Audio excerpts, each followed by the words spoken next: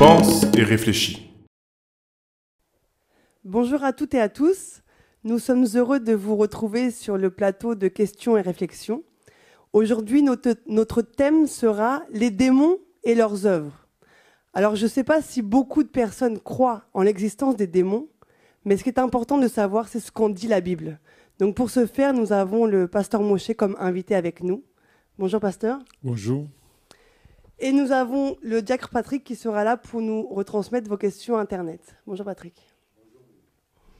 Alors, pasteur, les démons et leurs œuvres.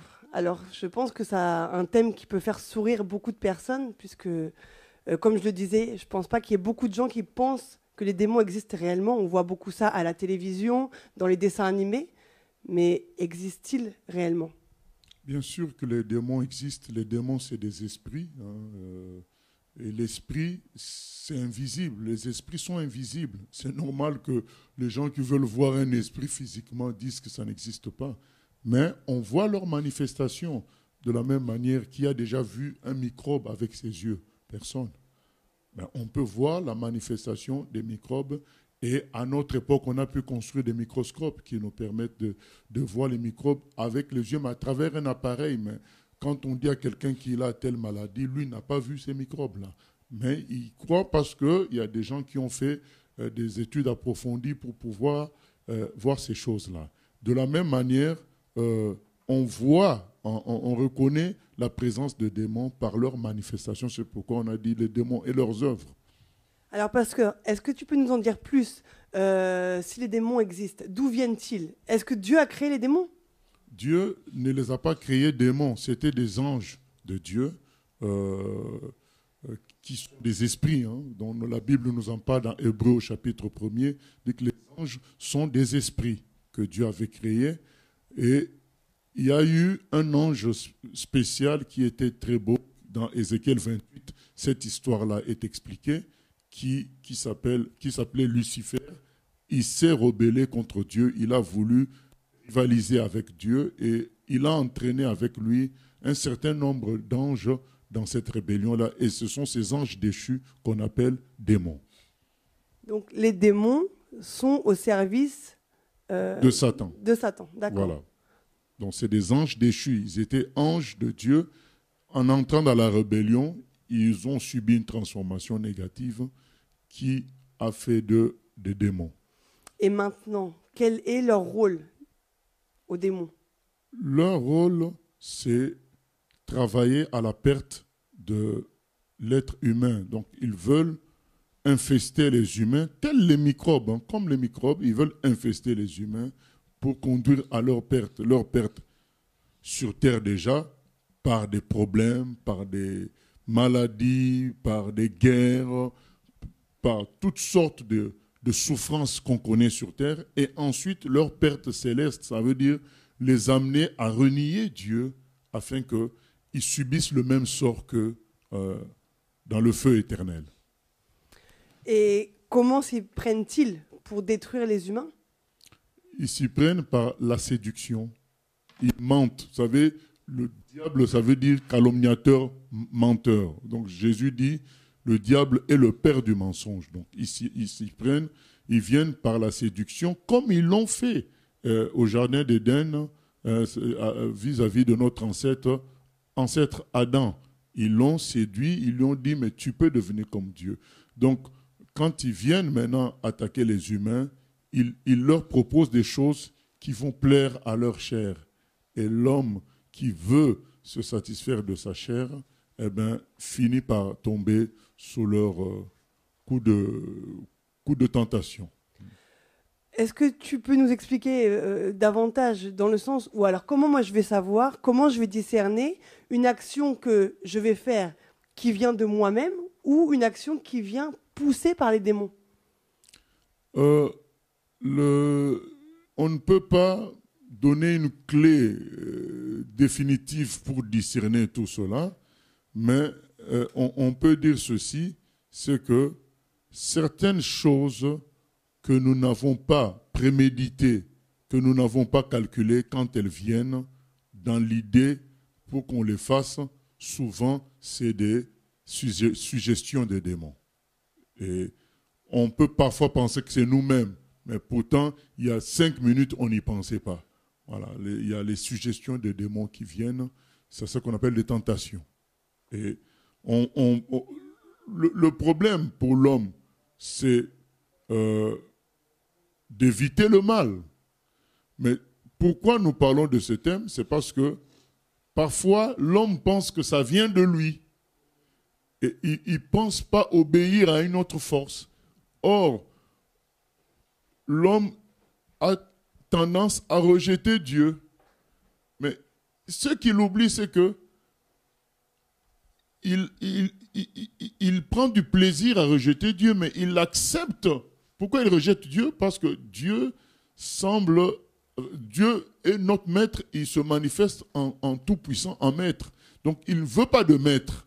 Mais le problème, c'est qu'il rejette Dieu, mais il accepte un autre maître, d'autres maîtres que sont les démons. C'est ce que nous voulons dire à tous les humains. Vous dites, nous ne voulons pas de Dieu, en réalité parce que vous ne voulez pas de chef, mais qu'est-ce que vous faites?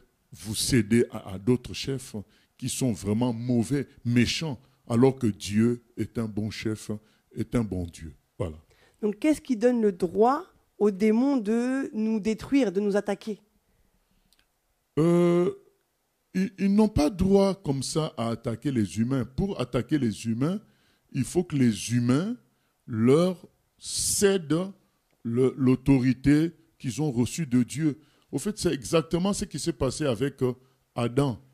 Lorsque Adam a cédé par le péché, il a donné à Satan l'autorité sur ce qui appartenait à Adam, donc l'univers, et beaucoup d'autres choses.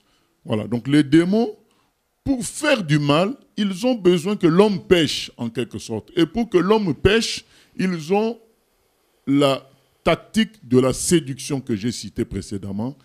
Ils te proposent des choses qui sont agréables à ta chair.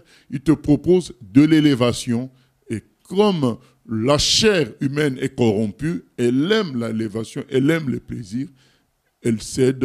Et quand on pêche, donc on donne maintenant le droit aux démons de nous attaquer maintenant. Et quelle est la différence donc entre quelqu'un qui croit en Dieu et quelqu'un qui n'y croit pas alors? Qu'est-ce que le démon va pouvoir faire de plus sur celui qui ne croit pas en Dieu? Ah, celui qui croit en Dieu est protégé. Parce que dans le salut, quand on se convertit, dans le cadeau qu'on reçoit, qu'on appelle le salut, il n'y a pas seulement le ticket pour aller au ciel. Il y a une nouvelle nature qu'on reçoit de Dieu, mais il y a aussi la protection qu'on reçoit de Dieu. Donc on appartient au royaume de Dieu. Du coup, on est protégé par le système du royaume de Dieu. Ce qui fait que les démons n'ont pas de prise sur quelqu'un qui s'est converti à Jésus-Christ. Par contre, sur quelqu'un qui n'a pas Jésus, ben, ils ont patte blanche, ils font ce qu'ils veulent à peu près sous condition que cet homme-là cède à leurs avances, à leurs séductions. Donc si je comprends bien, tout humain qui ne croit pas en Dieu est à la merci des démons. En quelque sorte, parce qu'il n'a pas suffisamment d'intelligence et de capacité, de puissance pour s'opposer à la séduction des démons. Donc il finira par céder à tous les pièges que les démons tendent. Il y en a qui résistent plus ou moins, mais ils finissent par craquer parce que les démons sont nombreux et ils ont beaucoup plus de puissance et d'expérience que les humains.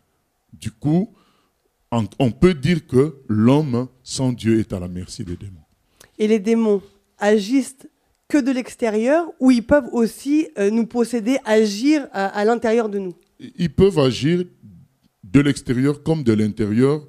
Nous voyons dans Luc chapitre 8, un homme qui était possédé. Il avait même plus de 5000 démons parce que quand Jésus a demandé le nom à ces démons, le démon a dit « Je m'appelle Légion ».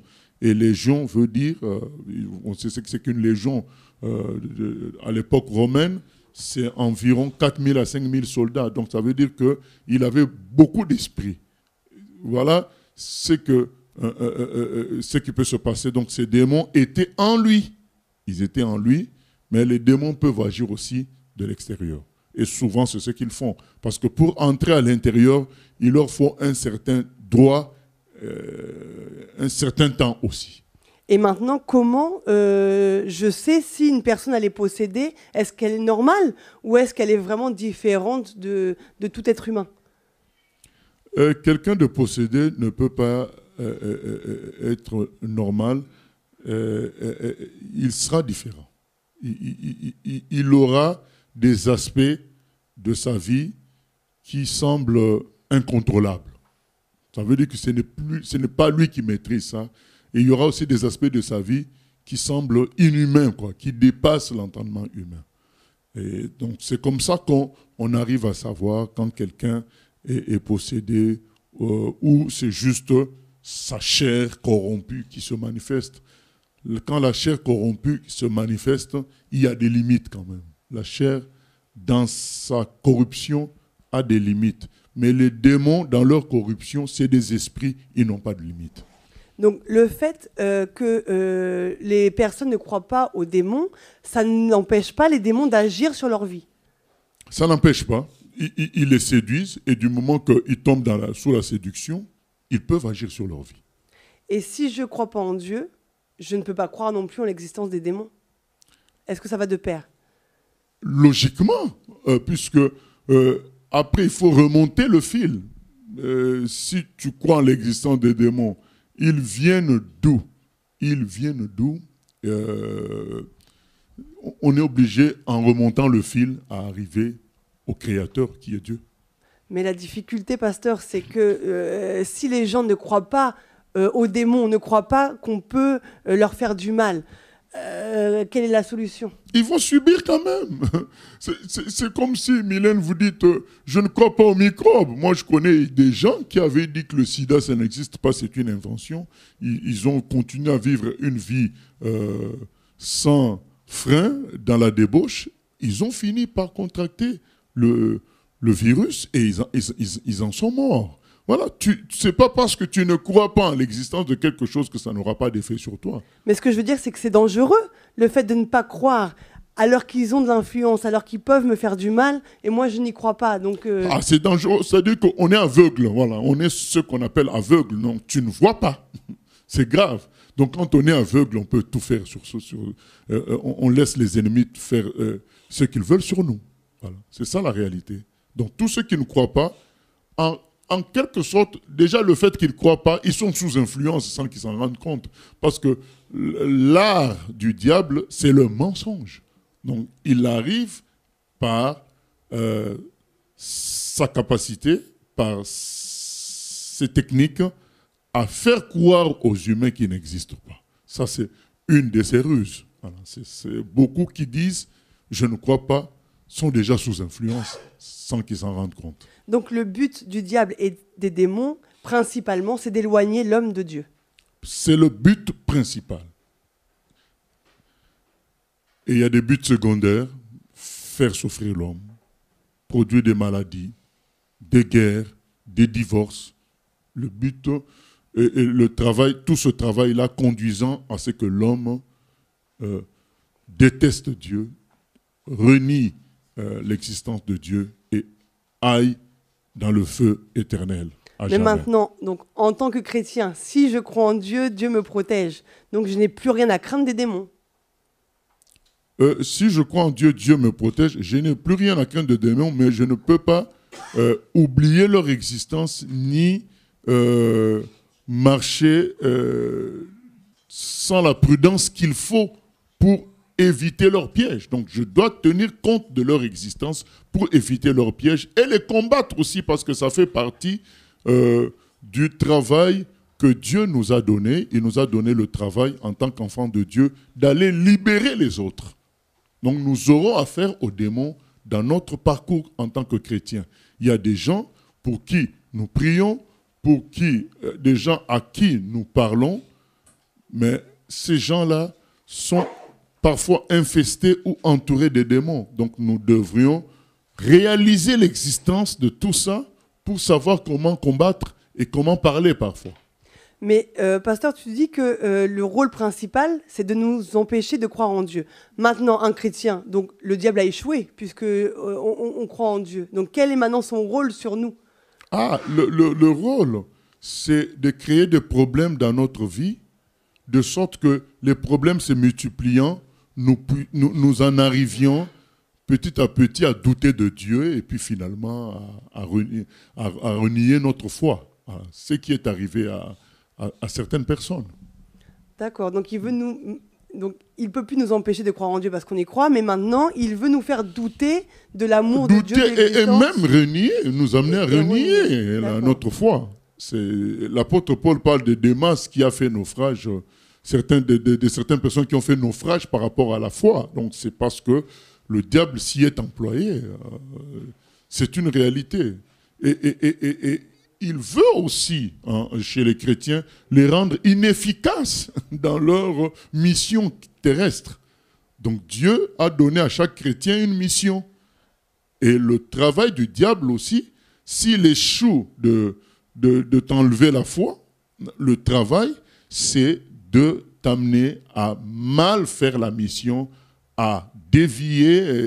Il y a plusieurs choses qu'il fait. Hein. Il produit aussi les fausses doctrines, de sorte que certains se pensent véritables croyants, alors qu'ils sont en réalité en train de professer, de pratiquer des doctrines qui sont sataniques. Là, il a réussi à tromper. Il continue à travailler même contre les chrétiens. Ça, c'est une pensée que nous devons garder, que nous sommes en combat contre les forces des ténèbres.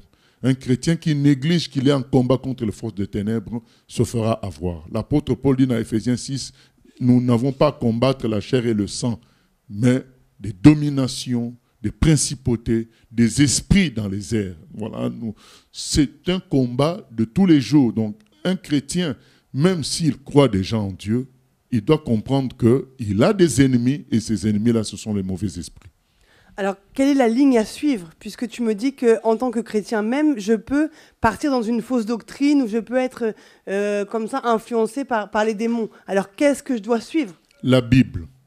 Pour éviter tout ça, il faut être serré, prendre la Bible, il faut être serré sur la Bible, prendre la Bible, la serrer dans le cœur. Vous savez, dans Luc 4, quand le diable tente Jésus, Jésus répond par la Bible, par les Écritures.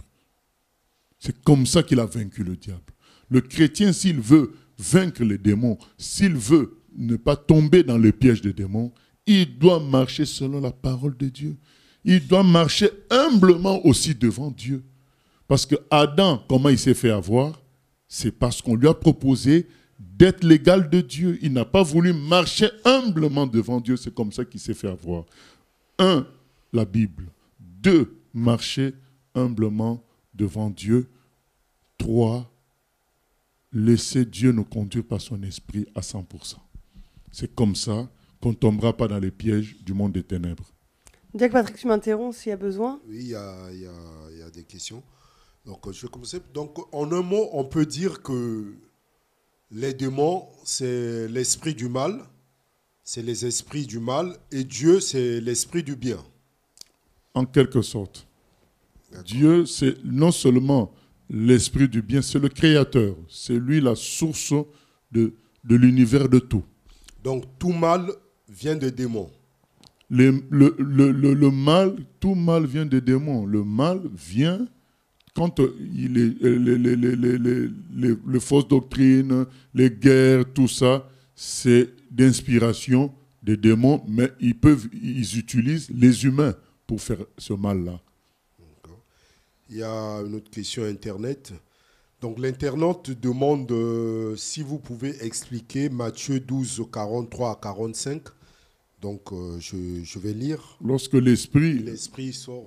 Oui, donc lorsque l'esprit... On peut lire peut-être pour d'autres qui ne connaissent pas. Donc, alors, Matthieu 12 à partir du verset 40. Lorsqu'un esprit impur est sorti d'un homme, il va dans des endroits dans les endroits arides pour chercher du repos, et il n'en trouve pas. Alors il dit, je retournerai dans ma maison, d'où je suis sorti. À son arrivée, il la trouve vide, balayée et bien rangée. Alors il s'en va prendre avec lui 7 autres esprits, plus mauvais que lui. Ils entrent dans la maison, s'y installent, et la dernière condition de cet homme est pire que la première. Il en ira de même pour cette génération mauvaise. Voilà. Le Seigneur Jésus dit que lorsqu'on chasse un esprit d'une personne ou d'un endroit, le contexte étant là du peuple juif qui a connu Dieu, donc qui a expulsé les mauvais dieux, quand on chasse ce qui est mauvais, eh bien, ces esprits-là vont à un moment donné revenir de l'endroit d'où on les a chassés et ils vont regarder est-ce que Dieu occupe cet endroit. Si Dieu n'occupe pas à 100% cet endroit, ils reviennent 7 fois plus fort. Donc Jésus a parlé de cela dans le contexte des pharisiens qui se sont éloignés 7 fois plus encore de Dieu que autrefois quand ils avaient été libérés des forces des ténèbres. C'est ce qui se passe quand on chasse aussi un esprit d'une personne. La personne est appelée à mettre Dieu totalement dans sa vie comme maître. Si elle ne fait pas cela, les esprits vont revenir encore plus forts qu'avant. Nous, on l'a constaté dans beaucoup de frères, beaucoup de gens avec qui on a partagé la foi à un moment donné et qui sont repartis dans le monde, ils sont devenus 7 fois pire, voilà, que autrefois quand ils n'étaient pas encore convertis. C'est la question que je devais également poser, à savoir quand quelqu'un est chrétien et qui sort de cette famille chrétienne, est-ce qu'il devenait... Beaucoup, voilà, se font posséder 7 fois plus fortement. Mais c'est quoi? On a l'impression que le diable se venge, en fait, c'est ça? Non, ça veut dire qu'il sécurise. Ça veut dire qu'on m'a chassé d'ici, maintenant il faut que j'amène un bataillon plus fort pour sortir difficilement de cet endroit-là. Voilà, il sécurise l'endroit. Mais pourtant, la personne, avant même de se convertir, n'était pas vraiment possédée au sens où on ne voyait pas des manifestations, des choses mauvaises en elle. Ah non, il y a des manifestations. Non, si. La personne, avant de se convertir, tout homme est pécheur. Tout homme est pécheur. C'est peut-être qu'on n'avait pas le discernement pour bien voir. Mais les gens qui ont le discernement voient qu'il y a quelqu'un qui paraît calme devant tout le monde. Les gens qui ont le discernement peuvent savoir qu'il y a un esprit dedans. Donc, en un mot, tous ceux qui ne sont pas chrétiens sont possédés. Non, pas forcément. On ne peut pas savoir, je ne suis pas Dieu, mais ils sont sous influence démoniaque. Voilà. Ils sont sous influence, certainement. Pasteur, on parle des démons et leurs œuvres.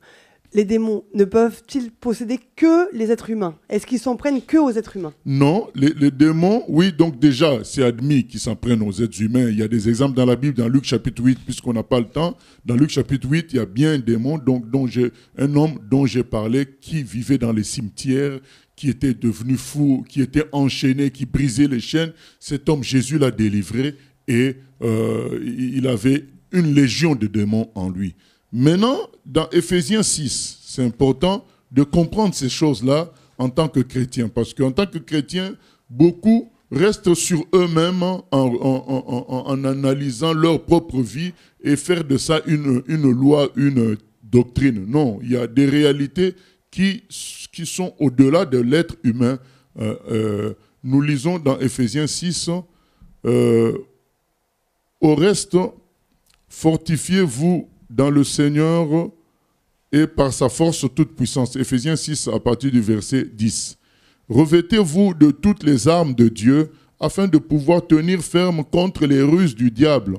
Car nous n'avons pas à lutter contre la chair et le sang, mais contre les dominations, contre les autorités, contre les princes de ce monde de ténèbres, contre les esprits méchants dans les lieux célestes.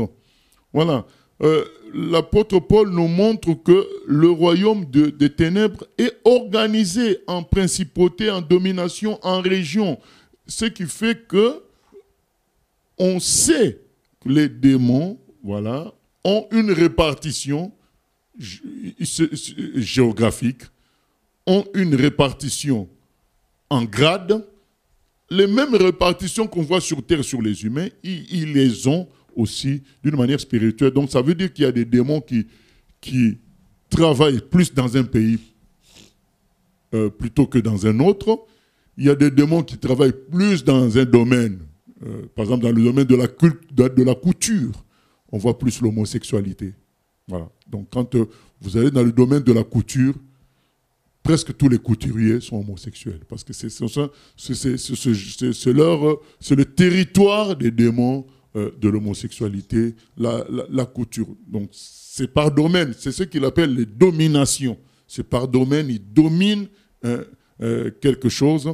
Il y a des autorités, donc c'est-à-dire des chefs d'un pays, mais un démon, on voit aussi cet exemple dans Daniel chapitre 9, qui, pendant qu'il est en train de prier, un ange vient lui parler et l'ange lui dit « Je devais venir depuis longtemps, mais j'étais bloqué par le démon chef de Perse. » Voilà.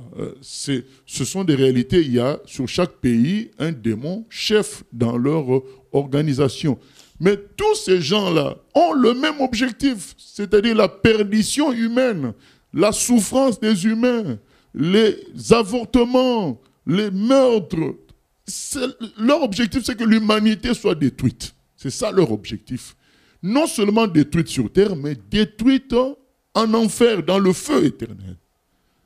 Et en tant que chrétiens, qui sommes envoyés par Dieu pour sauver les humains, nous devons prendre conscience que nous avons des ennemis. Nous ne devons pas y aller tête baissée. C'est ce que Paul dit. Prenez conscience que nous ne combattons pas les humains. Ce ne sont pas des humains. Les humains agissent sous influence démoniaque. Donc quand on prend conscience de ça, ça nous permet de travailler avec une certaine efficacité. Et ils ont tout pouvoir, les démons. Ils peuvent tout faire. Ils ne peuvent pas tout faire. Voilà, c'est ça qui est bien. Ils ne peuvent pas tout faire. Ils ont beaucoup de pouvoir en comparaison à l'être humain seul, mais ils sont limités dans leur pouvoir. Seul Dieu est tout-puissant. Donc, on peut dire que les démons sont soumis à l'autorité de Dieu. Bien sûr. Au nom de Jésus, Jésus nous dit, dans Philippiens 2, c'est écrit, au nom de Jésus, tout genou fléchit et toute langue confesse que Jésus est Seigneur. Donc, beaucoup de chrétiens ont vécu la protection face aux démons par le nom de Jésus. Le nom de Jésus est au-dessus de tout nom dans l'univers.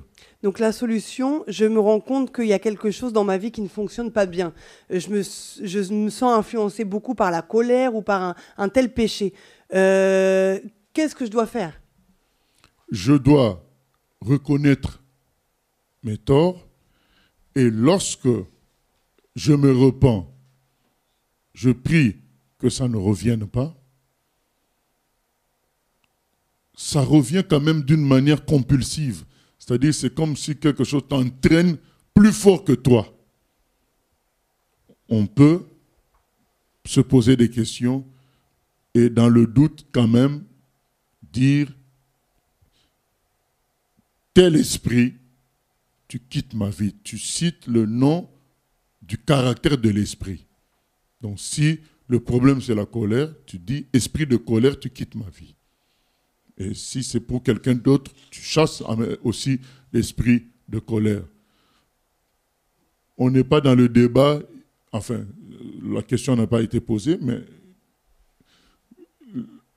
que ce soit à l'intérieur ou à l'extérieur, ce n'est pas ça le plus important. Le plus important, c'est de chasser cet esprit-là. Donc, quand on remarque des choses compulsives, c'est-à-dire qui te saisissent, même si toi tu ne veux pas, ça revient, ça peut être un esprit. Quand on remarque des choses qui dépassent le raisonnement humain, les capacités humaines, ça peut être aussi un esprit. Quand vous voyez par exemple quelqu'un tuer 1000 personnes, tuer un bébé qui marche là, il prend une arme et tue le bébé. Ce n'est pas humain. C'est des démons qui sont derrière la personne. Donc la plupart de nos politiciens sont hyper possédés parce qu'ils sont capables de sacrifier des milliers, de millions de personnes. C'est ça la réalité. Et maintenant, qu'est-ce que tu peux donner comme conseil? Il y a des personnes qui ne croient pas forcément en Dieu, hein, mais qui peuvent avoir un enfant des fois ou un membre de famille qui a un comportement anormal. Et Voilà. des fois même qui peuvent dire mais c'est comme un petit démon. Il y en a qui prennent ce terme-là. Voilà. Alors une personne comme ça, un enfant comme ça, que faire? Un enfant comme ça, il faut que les parents se convertissent pour qu'ils l'amènent au Seigneur. Dans la Bible, nous avons l'exemple de parents qui amènent. Dans Marc 9, il y a un parent, un papa qui amène son fils qui avait le démon sourd-muet à Jésus. Et Jésus a demandé la foi du papa pour sauver son enfant. Donc les parents doivent se convertir. Vous allez me dire, mais oui, mais s'ils ne se convertissent pas, Dieu a un plan pour sauver cet enfant-là. D'ailleurs, il nous a envoyés, nous les chrétiens, pour ça. Voilà. Là, je suis en train de parler aux chrétiens. Ça fait partie du travail que Jésus nous donne. Il dit dans Marc 16, 17, « Voici les miracles qui accompagneront ceux qui auront cru. En mon nom, ils chasseront les démons. » Donc, ça fait partie du travail que le Seigneur Jésus a donné aux chrétiens. Chasser les démons. Chasser les démons. Donc Dieu est tout-puissant pour délivrer toute personne possédée par des esprits mauvais. Bien sûr, il est tout-puissant. Jésus a délivré le démoniaque de Gadara de 5000 démons en un instant. Donc Dieu peut le faire. Est-ce que tu avais une question, Jacques? Oui, il y a des questions Internet. Donc, vivre au travers des fausses doctrines, est-ce que cela risque de compromettre notre salut? Bien sûr, parce que dans 1 Corinthiens 15, 1 à 3, qu'on va lire, l'apôtre Paul le dit que si vous ne retenez pas l'évangile selon les termes que je vous ai donnés, je vais lire ça. Je vous rappelle, frères, l'évangile que je vous ai annoncé, que vous avez reçu, dans lequel vous avez persévéré et par lequel vous êtes sauvés, si vous le retenez dans les termes où je vous l'ai annoncé. Autrement, vous auriez cru en vain. Les fausses doctrines ne sauvent pas. Ce n'est pas parce qu'on est actif dans un endroit qu'on ira au ciel. Si cet endroit-là ne présente pas le véritable Jésus, selon la Bible, on n'est quand même pas sauvé. On a cru en vain. C'est ce que l'apôtre Paul explique. C'est le troisième boulot, parce que là, j'ai parlé du premier travail des démons, c'est sur l'individu, sur l'homme. Le deuxième travail des démons, c'est sur des pays, sur des domaines d'activité humaine. Le troisième travail des démons, c'est les fausses doctrines, les fausses religions. Ils excellent dans la création des hérésies, des fausses doctrines, de fausses religions. Tout ça dans le but, justement, par rapport à la question qui vient d'être posée, dans le but de perdre les humains. Puisque l'homme, si Satan se présente à lui clairement, il va refuser quand même, alors Satan se déguise en fausse doctrine, en doctrine ressemblant à celle de Christ, tout ça pour perdre les humains. C'est pour affirmer encore que les fausses doctrines s'amènent à la perdition. Pasteur, les démons font aussi des miracles? Bien sûr. Matthieu 24, 24 nous le dit. Matthieu 24, 24. Mais c'est des faux miracles. Parce que Jésus, quand il est venu, quand il a fait les miracles, il a dit aux gens de croire même, ne serait-ce qu'à cause de ces miracles. Ça veut dire que les miracles que faisait Jésus étaient inimitables. Ils étaient de niveau que même les démons ne pouvaient pas faire, ne pourraient pas faire. Mais ils ont quand même une capacité à faire des prodiges qui épatent sans être, durables, substantiels. Par exemple, ils peuvent faire tomber de la pluie. mais une pluie de peut-être de 10 minutes. C'est pas extraordinaire, mais notre Dieu, lui, l'a fait faire le déluge pendant des jours et des jours. C'est pas la même dimension. Donc les miracles de Dieu sont supérieurs, mais le démon peut vous faire aussi des miracles. C'est écrit dans Matthieu 24, 24. Car il s'élèvera de faux Christ et de faux prophètes. Ils feront de grands prodiges et des miracles, au point de séduire, s'il était possible, même les élus. Mais ce n'est pas des miracles substantiels, mais c'est des miracles illusoires, comme on en voit aujourd'hui, les gens qui soufflent, 15 personnes tombent, ils bougent leur veste comme ça, 20 personnes tombent, mais ça a produit quoi dans la vie de quelqu'un? Oui, mais pasteur, tu parlais des religions. C'est pas un aveugle qui voit là, dans ce cas-là. Tu parlais des différentes religions, mais il y en a qui vont te dire que Marie a guéri leur enfant, ou que le prophète Mahomet a guéri aussi... Non. Pour Mahomet, c'est clair qu'on dit dans le Coran, il n'a pas fait de miracle. D'accord. Et qu'on ne lui accorde pas des miracles. Mais tous les autres miracles, oui, c'est ce que je viens de dire. Il y a des faux miracles, les miracles qui viennent du diable. Mais comment je vais savoir ? Comment on veut savoir les conséquences? Le miracle doit aller ensemble avec la bonne doctrine. Si le miracle ne va pas ensemble avec la bonne doctrine, ben, on ne doit pas considérer ce miracle-là comme étant véritable. Maintenant, si ça fait du bien à quelqu'un, on ne peut pas renier ça. C'est bien. Parce que je dis ça pour éviter les confusions. Si Dieu agit quand même dans sa miséricorde pour quelqu'un, ça regarde Dieu. Mais nous, en tant qu'humains, nous ne devons pas faire confiance aux miracles qui sont produits dans des conditions où c'est la fausse parole qui est donnée, la fausse doctrine qui est donnée. On ne doit pas faire confiance. Maintenant, il peut se faire que ce soit Dieu. Là, nul ne sait. Voilà.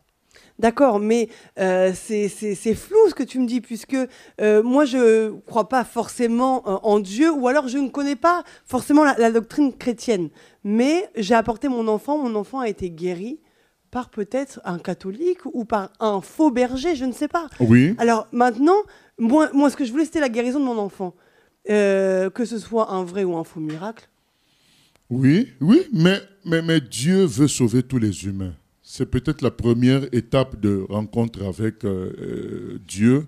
Et il nous visite encore à nouveau jusqu'à nous montrer que ce premier miracle-là n'était pas de lui, ou bien c'était de lui, toléré juste pour nous approcher étape par étape. Voilà. D'accord. Je reviens sur ce que tu disais tout à l'heure. On parlait de l'environnement et tu disais que beaucoup de politiciens peuvent être même possédés.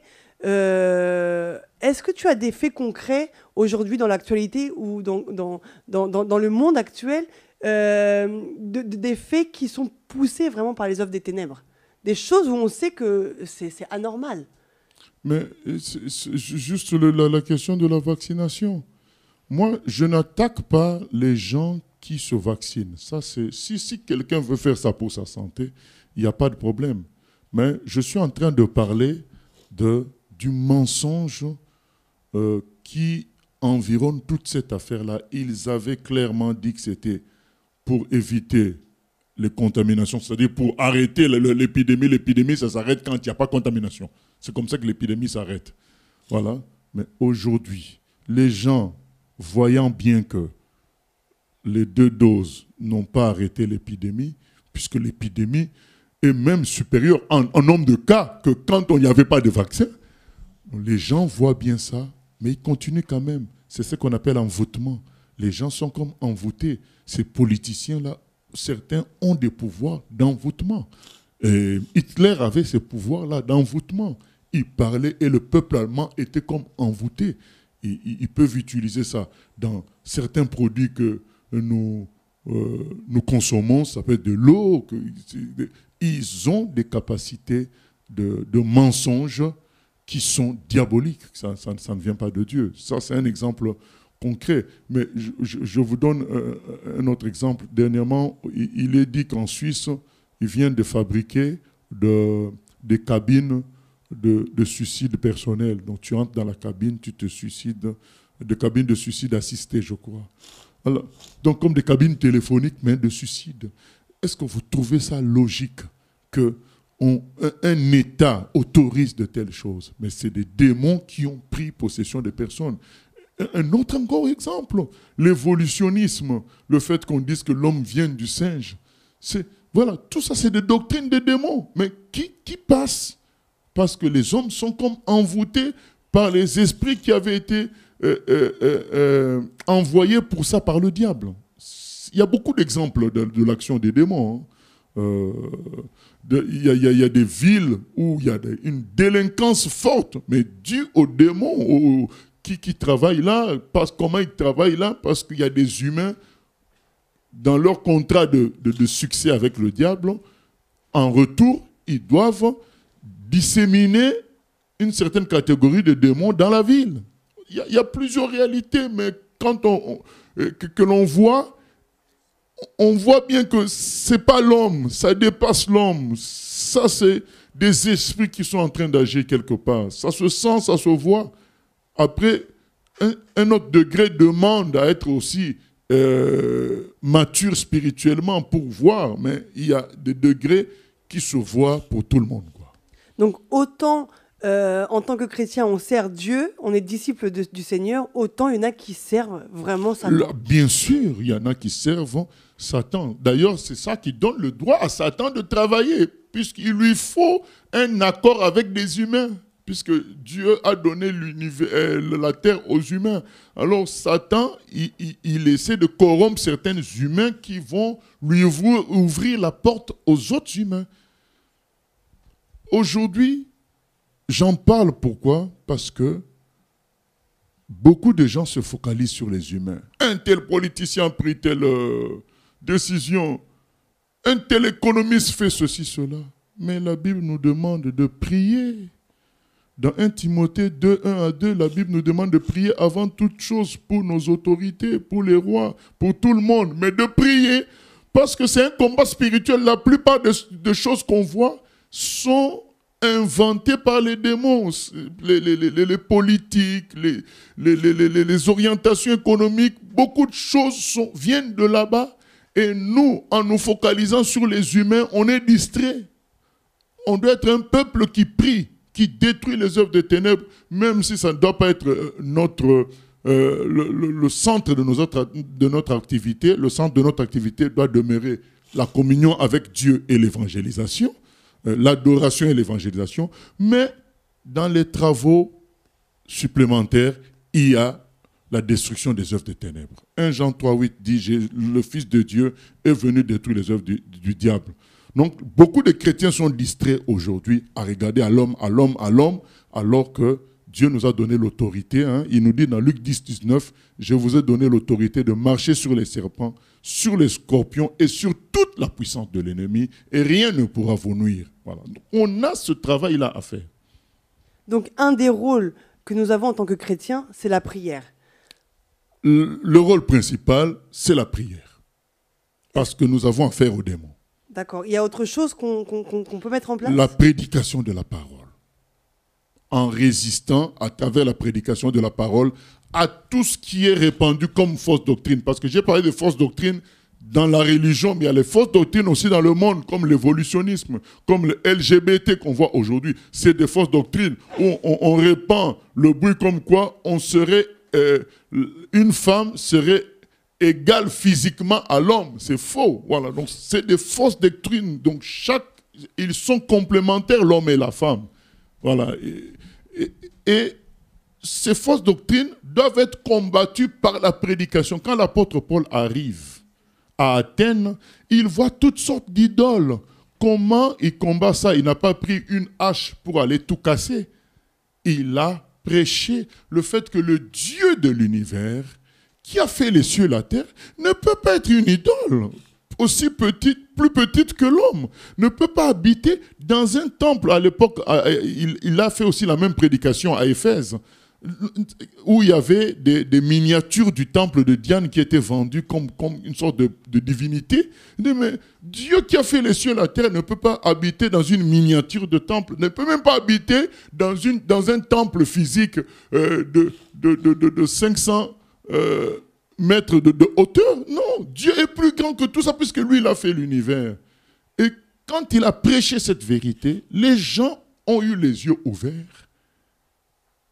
La prière, la prédication ont fait qu'ils ont renoncé à ces divinités-là. Donc il y a la prière, il y a la prédication de la vérité qu'on doit continuer à présenter aux humains. Peu importe les risques. Les gens disent on vient du singe, nous on dit non, on vient de Dieu. C'est Dieu qui nous a créés. Les gens disent la terre est venue toute seule par hasard. On dit non, c'est Dieu qui a créé. Les gens disent il y a plusieurs chemins pour aller au ciel. On dit non, il n'y a que Jésus. Voilà. Quand on prêche la vérité, on prie, on détruit les œuvres des ténèbres, on sauve les humains. Voilà. Le travail. Parce que aujourd'hui, beaucoup ont négligé le travail de prier et de détruire les œuvres des ténèbres. Et tu penses vraiment que juste la prière et la prédication peuvent changer les choses? C'est juste ça. Voilà. Juste ça, prière, prédication, le Saint-Esprit est à l'œuvre pour changer les choses. Marc 16 nous dit, et ils s'en allèrent, parce que quand Jésus leur donne la mission, allez, faites de toutes les nations, allez prêcher la bonne nouvelle à toute la création, il est écrit, voici les miracles qui accompagneront ceux qui auront cru, en mon nom ils chasseront les démons. Ils prendront de breuvages mortels et rien ne leur arrivera. Ils parleront de langues nouvelles. Ils donnent une série de miracles. Ils imposeront les mains aux malades, ils seront guéris. Et au verset 20, il est écrit que le Saint-Esprit confirmait la parole par des prodiges et des miracles. Donc quand nous prêchons la vérité en priant le Dieu vivant d'agir, c'est ça qui va sauver l'humanité. Mais nous devons tenir compte de la recommandation du Seigneur. En mon nom, ils chasseront les démons. Ça veut dire que dans le travail que nous aurons à faire aussi aux démons. Voilà. Et tout chrétien a le pouvoir de chasser les démons? Tout chrétien a le pouvoir de chasser les démons qui sont dans son rayon. Voilà. Dans son rayon d'action, il a le pouvoir. Mais il n'a pas à aller provoquer d'autres où Dieu ne l'a pas envoyé. Dans son rayon d'action, il a le pouvoir. Mais il faut que je dise encore autre chose, c'est que chasser les démons, ce n'est pas forcément en citant leur nom et en leur demandant de quitter un lieu ou une personne. Mais la prophétie, dire le contraire de ces démons-là, c'est une manière aussi de les chasser.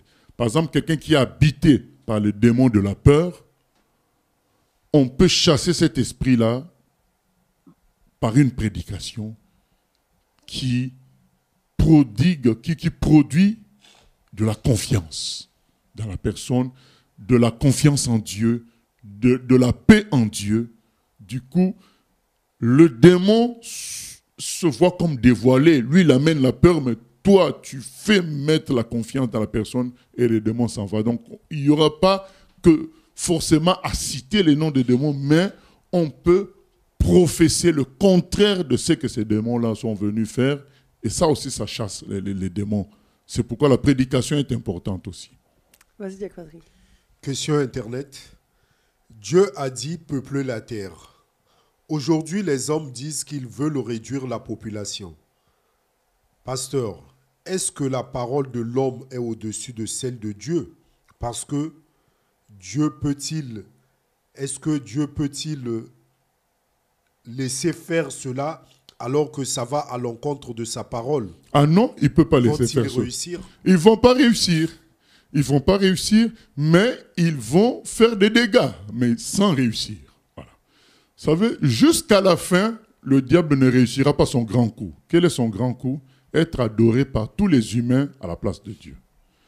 Et le deuxième grand coup, c'est faire en sorte que tous les humains aillent en enfer. Donc il ne réussira pas ces deux grands coups. Pasteur, la Bible nous dit que lorsque le diable a péché, Dieu l'a précipité sur la terre et on lui a donné tous les royaumes de la terre. Et on non, Dieu ne lui a jamais dit à Jésus, tous les royaumes de la terre a été donné. Pas par Dieu.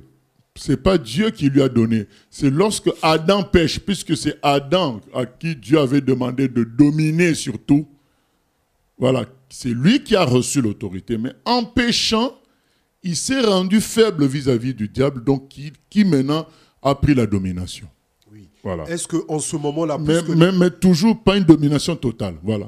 Puisque la terre lui appartient. Non, ça ne lui appartient pas. Ça appartient toujours à Dieu, mais il a reçu la domination par le propriétaire momentané qui était l'homme. Voilà. Par le locataire momentané qui est l'homme, Satan avait reçu l'autorité. L'homme en péchant a donné l'accès au diable. Justement, puisque Dieu avait donné le pouvoir à l'homme voilà. de diriger, d'administrer mais sans la dire terre. Que ça lui appartenait.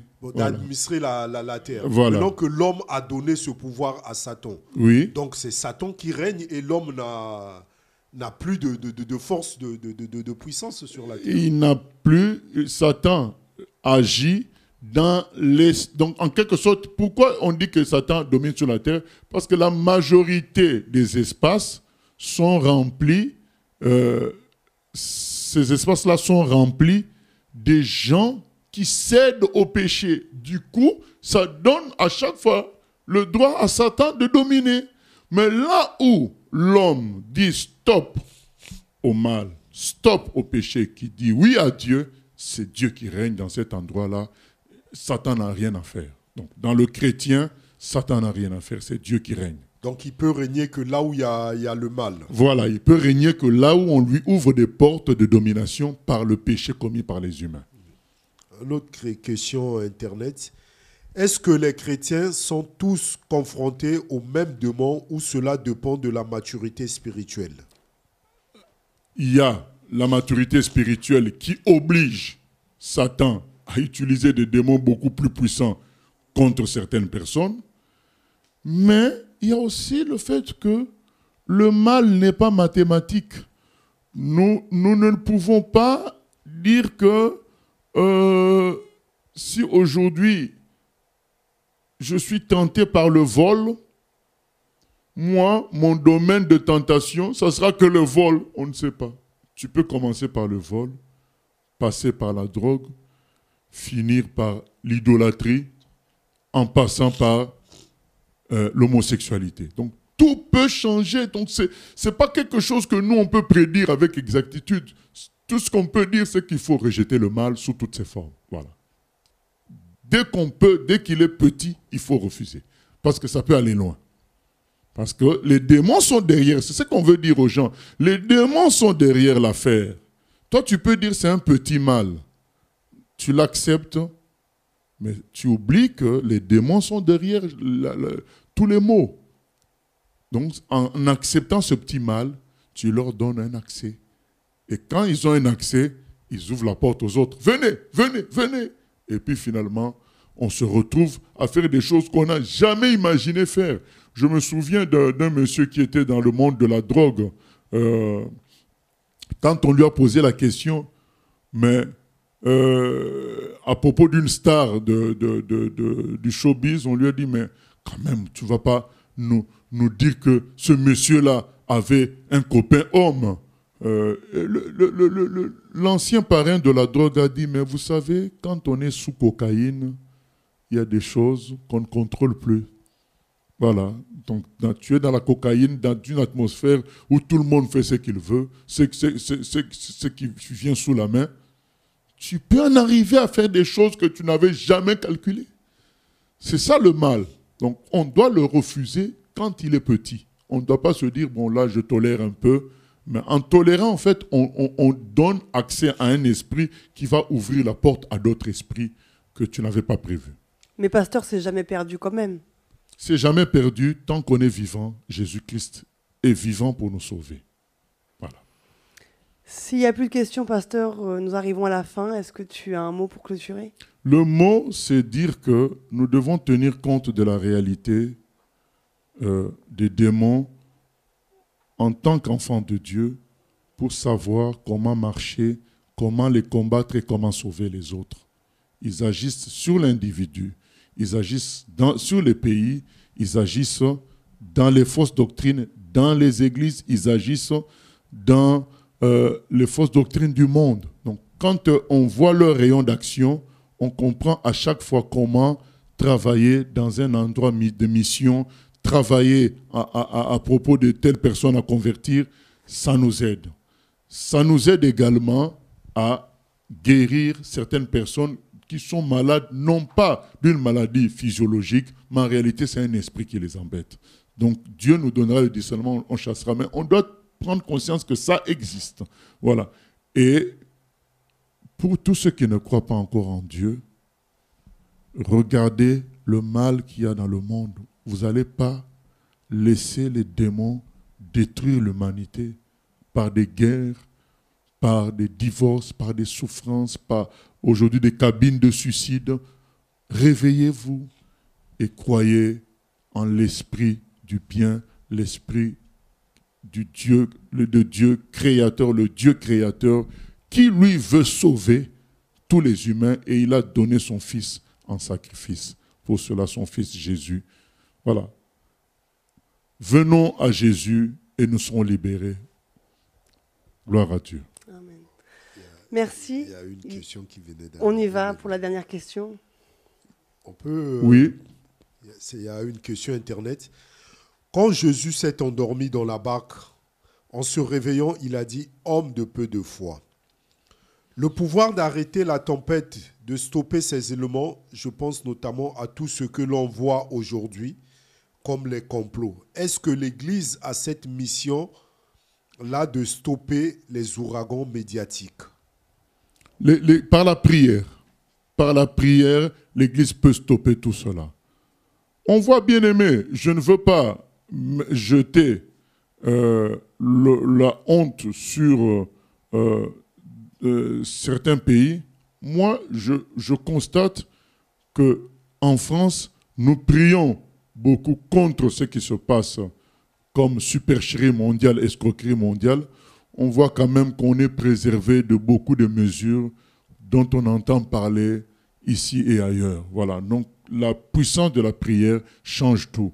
Ça, c'est un appel à un réveil dans la prière pour résoudre les problèmes que nous rencontrons, non pas pour transformer la terre en paradis, mais pour travailler jusqu'au jour où le travail devienne impossible. Voilà. Pour le moment, le travail est possible. Alors prions pour sauver le dernier païen à sauver et que Dieu nous aide. Merci à vous deux. Merci à vous de nous avoir suivis. Je tenais à m'excuser puisque vous n'avez pas été informés de cette émission. Donc merci, j'espère que ça vous a fait du bien et que Dieu vous bénisse et à bientôt.